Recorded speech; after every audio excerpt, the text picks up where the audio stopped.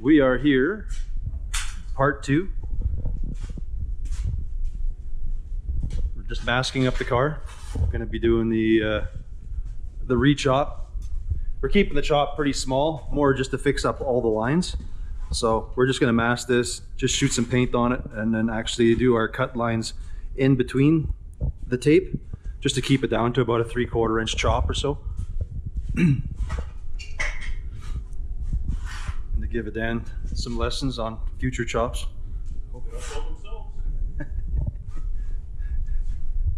At least now if we screw it up, it's screwed up evenly and should work out.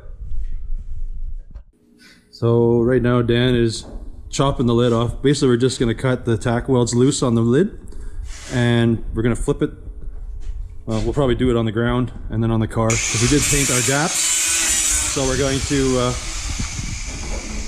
oh yeah, coming loose. We painted all our gaps, so we'll be able to just cut everything off the car, and then hopefully everything fits.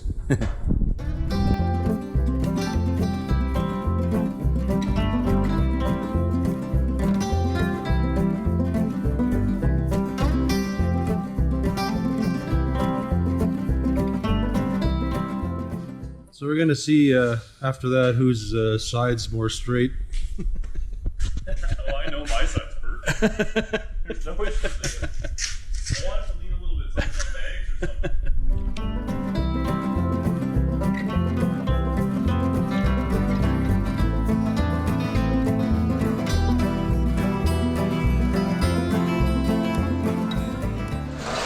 So while Dan's cutting that up,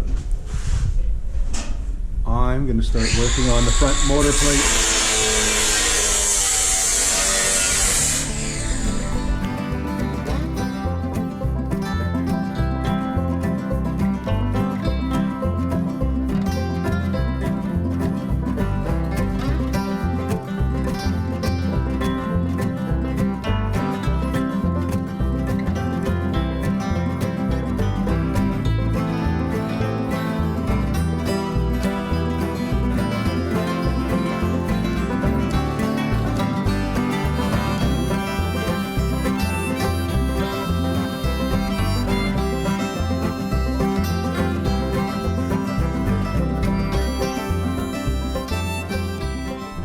We got that bent up. This is basically the motor plate.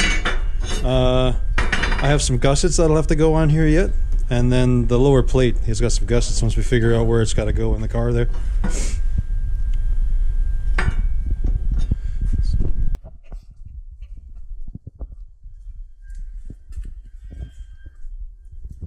So basically how this works is it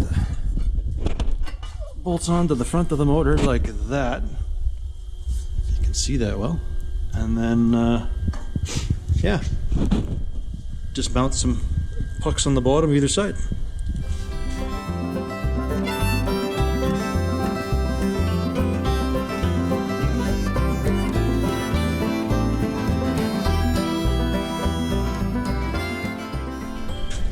So Dan's got everything sort of tacked in.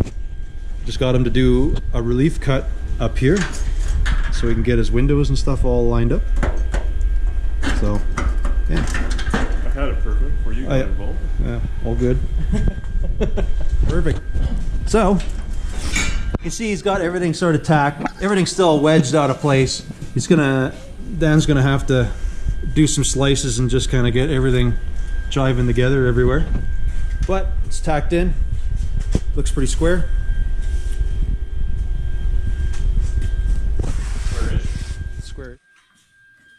All right, he's got everything all tacked in on this side. Even got the door top. Now we're gonna go tack in the firewall. So basically, this is how the firewall normally is. We're just gonna do a cut, get rid of the bottom stuff, and then zap it in backwards to give him some room for the motor there.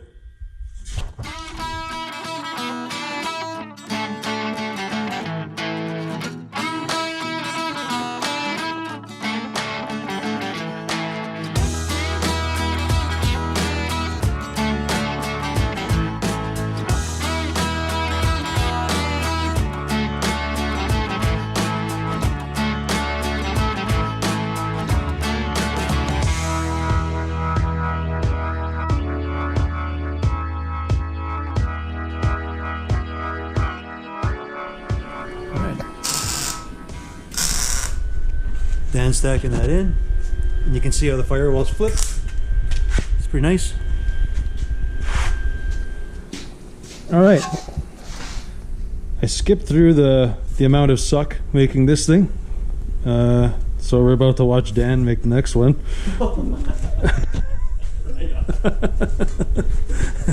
So I'm pretty sure they should be pretty close. We'll be good. Yeah.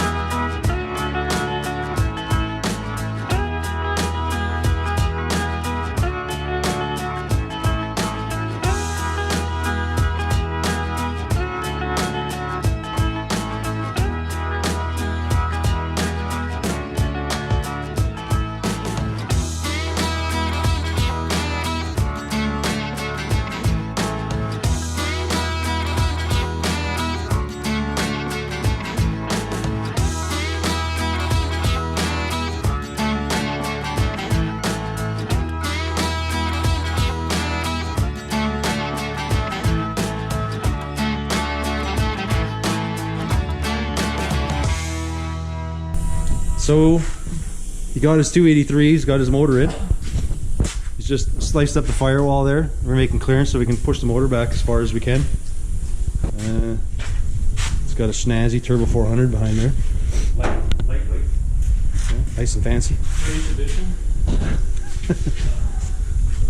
So now we're gonna push it back so we can get that motor plate on and actually get the motor mounted on something. All right. Let's get the motor in, they got the plate on. We realized 283s don't have all 4 bolts sitting in there, so it's gonna have to drill and tap them. For now, we'll just get our motor plates in place and just get the motor sitting where she should be. And we'll have to pull the motor back out and drill and tap that stuff.